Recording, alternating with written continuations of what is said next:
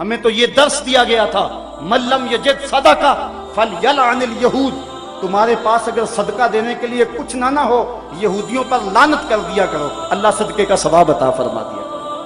لیکن آج ان کی تصویریں ہمارے سروں پہ لگی ہیں اور ہم ان تصویروں کے سائے میں بیٹھ کے زندگی کا عیش مناتے ہیں اور زندگی کی خوشیاں اور زندگی کی بہاریں حاصل کرتے ہیں۔ یہ افسوسناک خبر ہے آج ہماری جو حالت ہے آپ سب کے سامنے۔ میرے صاحبوں، میں آپ سے اتنی گزارش کرنی ہے کہ ضرور آپ ان کمپنیوں کے اندر جائیں اور اپنا عیش اڑائیں، لیکن اتنا ضرور سوچ لیں کہ یہودی ہنڈوں سے تار تار عصمت بہنوں کو حشر کے دن کیا جواب دیں گے۔ کبوتر کی طرح آنکھیں بند نہ کریں اور ان کی طاقتور تشہیر کے سامنے بے بس نہ نظر آئیں۔ سوچو تمہاری رقم کہاں جا رہی ہے۔ مغربی مشروبات کو رات دن استعمال کرنے والوں، فلسطینیوں کے بہتے ہوئے لہو کا بھی خیال کرو۔ میں یہی عرض کروں گا، حضور ہم سے روٹھ نہ جائیے، ہم نے غلطیاں کی، ہم نے زیادتیاں کی، ہم نے آپ کی سنت سے منہ موڑا، ہم نے دشمنوں کی سی شکلیں بنائیں، ہم نے آپ کی سنت کو کٹا کر نالیوں میں بہایا، ہم نے اپنے سروں کی مانگیں یہود و نصارہ کی طرز پہ سجائیں، ہم نے اپنی محافل کو حنوت کے طرز زندگی کے مطابق بنایا، ہم نے رسم حنا کے نام سے، ہم نے فیسٹیول کے نام سے بے حیائی پھیلائی، ہم نے مخلوط تعلیم کا ڈھونگ رچایا، ہم نے کیا کچھ نہیں کیا، تیرے دین کا جو ہے وہ حولیہ بگاڑ کے رکھ دیا۔ ہم خانقاہوں میں تھے تو صرف حق ہو میں لگے رہے، ہم منبر و محراب میں تھے تو ہمارے حجرے غیبت کی بدبو سے متعفن رہے، اور ہم اگر جو ہے وہ تاجر تھے تو ہم لوگوں کو لوٹنے کے لمبی سے لمبی مسافت کا آغاز ایک قدم پہ ہوتا ہے۔ ہم سمجھتے ہیں کہ ہمارے کرنے سے کیا ہوگا، لیکن ہم نے پچھلے سے پچھلے سال تھوڑی سی حرکت کی تو اس قدر ان کو ہوش آ گئے، اور پھر اس پر پورا یہ کہ وہ ان مصنوعات کے اندر جو لپسٹکیں ہیں اور مختلف مشروبات کے اندر خنزیر کی چربی ڈال رہے ہیں۔ اور ہم اگر کسی کو یہ بتاتے ہیں کہ فلاں شہر میں فلاں شے پڑتی ہے، وہ کہتے ہیں جناب وہ ویسے بتا رہے ہیں، ویسے کسی نے پراپیگنڈا کیا ہے، ایسے کب ہو سکتا ہے؟ ایسا تو ممکن نہیں ہے۔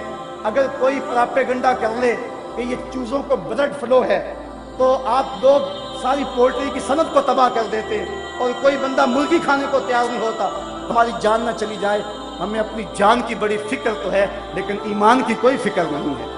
اس وقت اب ہم بتائیں کہ میاں فلاں چیز میں فلاں شے پڑتی ہے، فلاں میں سور کے میدے کی چربی آتی ہے، فلاں چیز میں یہ ڈالا جاتا ہے، وہ کہتے ہیں یہ فرضی باتیں کر رہے ہیں۔ صاحبو ہم غور کریں، بار بار غور کریں، اور اس حوالے کے ساتھ ہمیں محنت کرنی چاہیے۔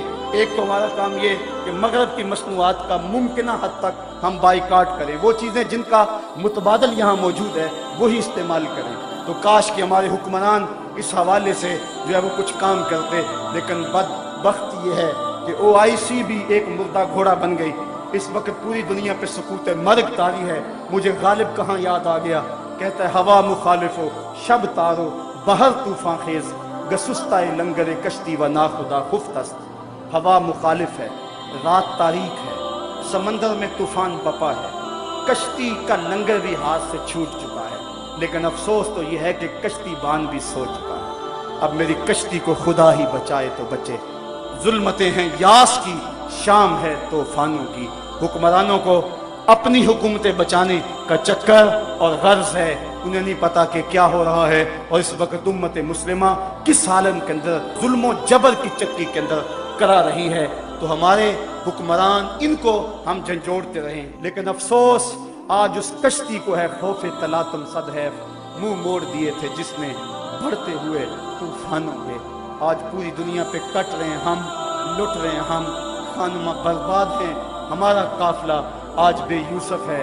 صاحبو زندگی کٹ رہی ہے، آؤ میں اور آپ اپنے آقا سے عہد کریں۔ میرے دامن میں سسکیوں کے سوا کچھ نہیں ہے، میں تو روتا ہوں۔ آج تو لوگ میرے رونے کا مذاق بھی اڑاتے ہیں، لیکن کیا کروں جب میرا سینہ زخمی ہو، جب میرا دل پھٹ رہا ہو، جب امت مسلمہ زخموں میں مبتلا ہو، جب کابل سے کندھار تک، جب قلعہ جنگی سے دشت لیلا تک، جب تورا بورا سے تقریر تک، جب موصل سے بغداد تک میں جدھر نظر اٹھاؤں مجھے لاشیں ہی لاشیں پڑے ہوئے نظر آئیں، تو میں پھر کیا کروں؟ میرے ہاتھ میں کچھ ایسی چیز بھی نہ ہو کہ میں ظالم کی گردن توڑ سکوں، میری حکومتیں بھی بے غیرت ہوں، اور میرے جو ہے وہ حکومت کے کار پرداز بھی منطقے تلاش رہے ہوں، جب بزدلی کو اعتدال پسندی کہا جا رہا ہو، جب بے غیرتی کو روشن خیالی کے نام دیے جا رہے ہوں، جب جہاد کو دب جانے کو کمپرومائز کہا جا رہا ہو، جب بدی سے مفاہمت کر لی گئی ہو، اور جب ہم زمینی حقائق کی بات کرتے کرتے اپنے نبی کی توہین کو بھی برداشت کرنے کے لیے تیار ذہن کر رہے ہوں، تو اس دور کے اندر بتاؤ میرے پلے کیا ہے، میں کیا کروں، میرے دامن میں اور کیا ہے؟ میں روؤں گا، میں دن کو بھی روؤں گا، میں رات کو بھی روؤں گا، میں جھولی پھیلا کے گنبد خضرا کے مکین سے فریاد کروں گا کہ تجھ سے فریاد ہے اے گنبد خضرا والے، کعبے والوں کو ستاتے ہیں کلیسا والے۔ مجھے ایک صاحب کہہ رہے تھے جناب آؤ عمرے کو چلیں، میں نے کہا 6 سال قبل گیا تھا، اب مجھے حوصلہ نہیں پڑ رہا، میں کون سا منہ لے کے آقا کے سامنے جاؤں گا، میں کون سا جو ہے وہ منہ لے کر حضور کو دکھاؤں گا؟ آقا تیرے دشمن تو دندنا رہے ہیں، تیری حرمت پہ حملہ کرنے والے تو دندنا رہے ہیں، میں کیا کروں گا، میں کیسے جاؤں گا؟ صاحبو زندگی کٹ رہی ہے، میں اور آپ موت کے لمحہ لمحہ قریب ہو رہے ہیں، موت تو آ ہی جائے گی، بہتر نہیں ہے کہ کوچہ محمد میں آئے، موت تو آنی ہے، مجھے مت ڈراؤ۔ لوگ کہتے تھے یہ خوفناک دور ہے، بم پھٹ جائے گا، کوئی کچھ کہہ رہا تھا، کوئی کچھ کہہ رہا تھا، میں نے کہا میں تو ڈھونڈ رہا ہوں موت کو، موت کو کہیں ڈھونڈ کے لاؤ، میں تو لمحہ لمحہ موت کے پیچھے بھاگ رہا ہوں، لیکن جب تک موت نہیں آنی اتنی دیر تک تو میں منتظر رہوں گا۔ کیا اب بھی کوئی جینے کا جواز باقی رہ گیا ہے؟ اب بھی ہم جی سکتے ہیں کہ ہمارے آقا کی توہین ہو رہی ہو اور ہم جی رہے ہوں؟ ایک ایک سانس دکھن بن گیا ہے، ایک ایک سانس نیزے کی انی ہے جو کلیجے کو چیر رہی ہے، زخم ہی زخم ہے، تا حد نظر شعلے ہی شعلے چمن میں نظر آ رہے ہیں۔